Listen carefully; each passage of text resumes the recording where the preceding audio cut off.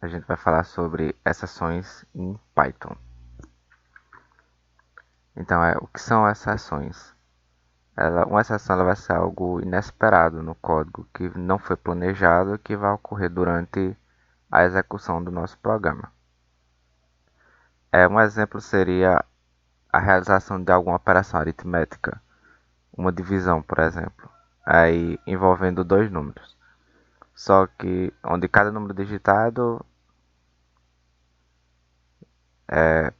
pode ser que o usuário digite uma letra no lugar de um número, por exemplo. Isso gera um erro na execução da operação, que vai ser chamado de exceção. A gente pode ir para o Colab e dar uma verificada no como seria isso. Então, digamos que a gente tem um x com um número qualquer, e aí a gente vai ter uma variável y que vai armazenar essa nossa string ao invés do número. Então, o que, é que a gente vai ter? A gente vai ter um x dividido por y, onde não vamos obter um resultado válido, já que o 20 da variável y não é um número, é um string, um texto, por assim dizer.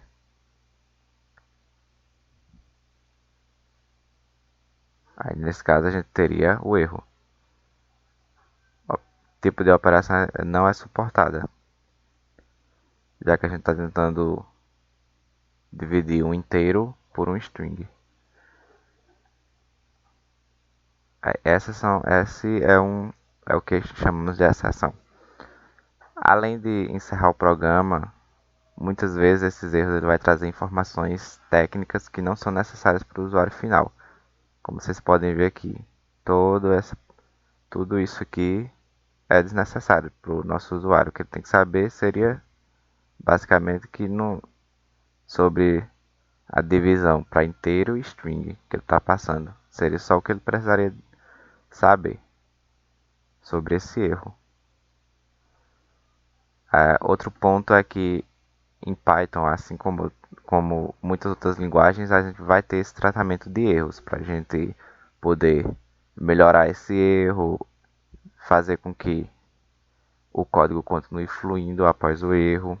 E aí a gente vai usar tratamento de erros, que no Python vai ser feito de uma forma mais básica com os comandos try e except. A gente também vai ter o finally, que a gente vai dar uma olhada, um conhecimento um pouco sobre ele, conhecer um pouco mais nos exemplos. Então, por que a gente precisa lidar com essas exceções? Geralmente a gente quer apresentar mensagem de erros mais informativas ao usuário, com informações bem mais detalhadas, bem mais informativas, para o próprio usuário saber o que ele fez de errado e também para impedir que o programa ele seja encerrado de forma forçada. Então, se a gente tem o usuário digitou alguma coisa errada e gerou um erro, porém tem a funcionalidade do programa, ele pode continuar, alguma parte do programa ele pode continuar mesmo com esse erro. Aí geralmente a gente tenta, consegue no caso, impedir esse encerramento forçado. Reparem aqui que nós digitamos e colocamos e printamos os números para causar o erro. Se escrevêssemos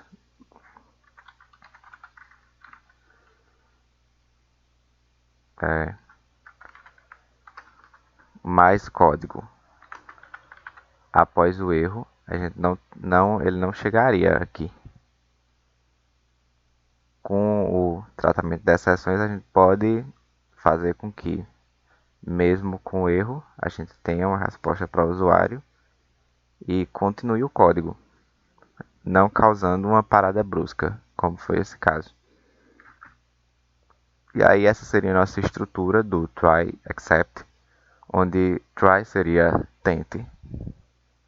A gente teria um bloco de comandos Então, tente esse determinado bloco de comandos. Se funcionar, ok. Se não, a gente cai numa exceção, num erro. Aí a gente entra no except e coloca comandos a serem executados, colocamos comandos a serem executados, a mensagem de erro para o usuário, caso o try dê errado. Caso algo lá em cima, no bloco try, ele dê errado. Então a gente vai tentar aqui de uma forma melhor.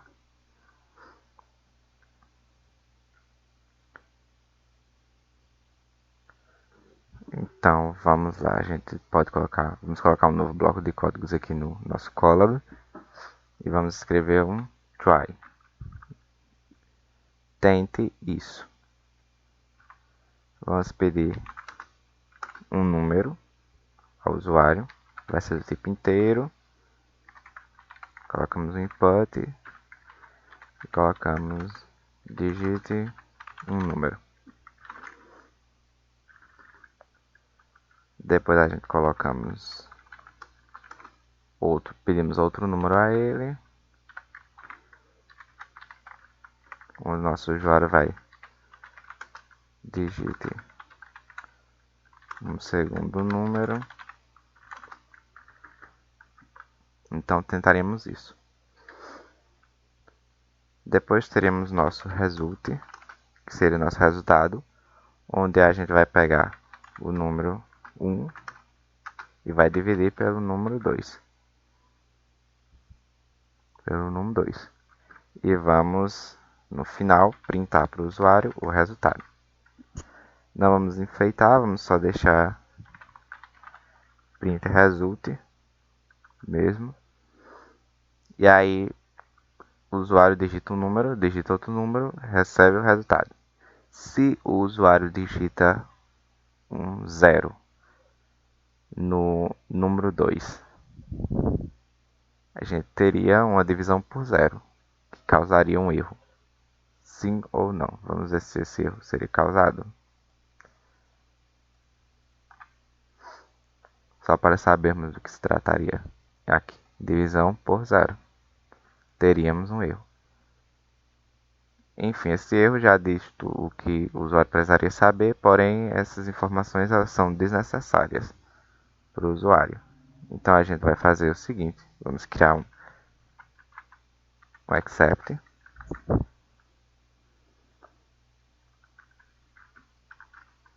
Um except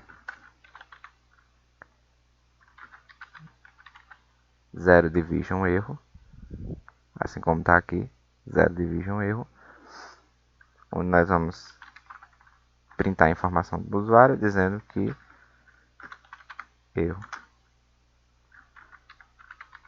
divisão por zero não é permitida.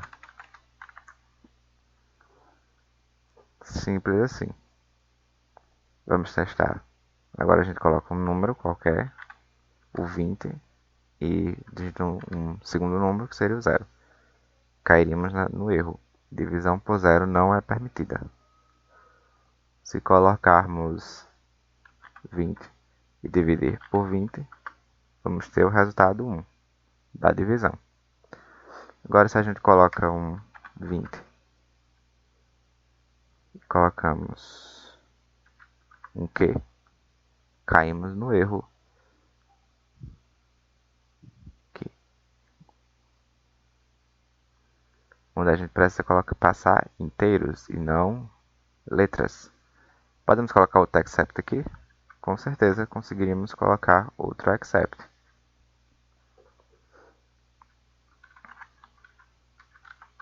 Para tratar desse novo erro. Seria o nosso velho erro. Que seria onde a gente poderia printar caso desse esse tipo de erro.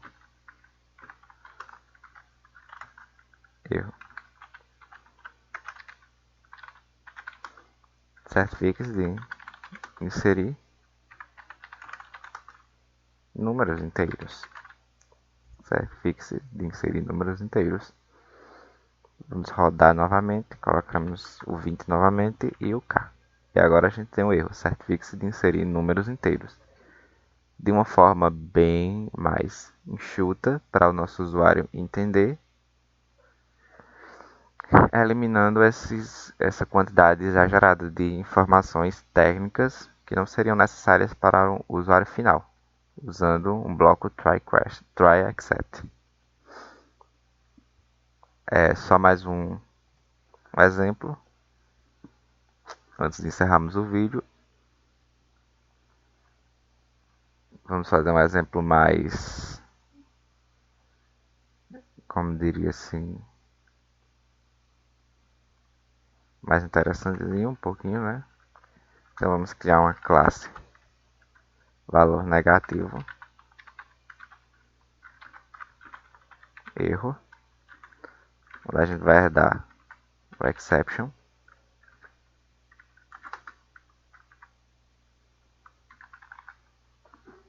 passamos com pass. Essa nossa classe valor negativo erro, ela vai herdar da classe base, seria a exception, e vai ser usada para representar um erro de forma personalizada. Seria basicamente isso. Agora a gente vai usar nosso try e vamos escrever saldo, uma variável que vai armazenar um float do tipo input, onde nós vamos escrever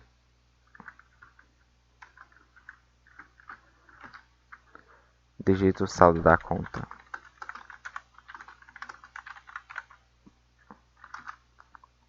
Algo bem simples. E aí a gente vai fazer uma verificação se o nosso saldo ele é menor que zero. Vamos para o nosso erro. Valor negativo, erro. Onde a gente vai apresentar aquele erro, dizendo que o nosso saldo ele não pode ser negativo. Não pode ser negativo o nosso saldo.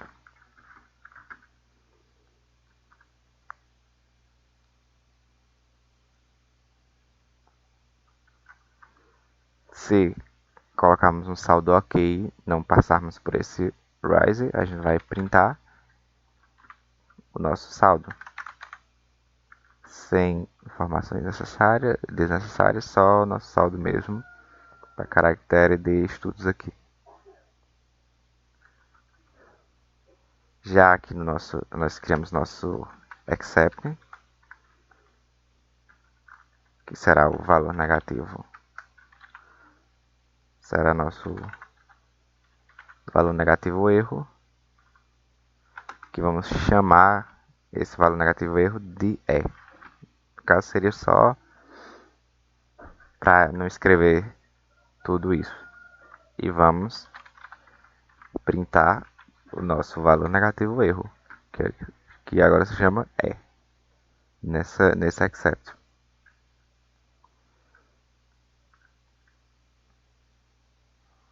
Se inserirmos outra coisa que não sejam números, a gente pode colocar um valor e erro, outro except chamado valor e erro, para colocarmos o nosso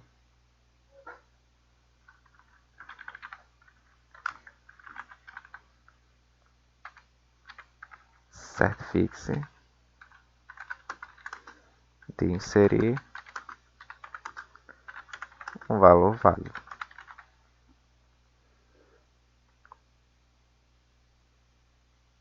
Então, nesse except a gente vai ter o valor negativo erro, que vai se chamar E, e vai imprimir nossa mensagem associada ao erro. E esse aqui de baixo vai só ocorrer quando a nossa conversão para float ele vai falhar. Então, se a gente colocar um número, ele não vai Ou se a gente colocar uma letra, ele não vai entender como número, por exemplo, assim como fizemos aqui, e vai apresentar para a gente esse erro. Então a gente vai fazer um experimento em digitar o saldo da conta. Vamos digitar R$ 20. Então a gente passou aqui, não caímos no nosso if de saldo negativo.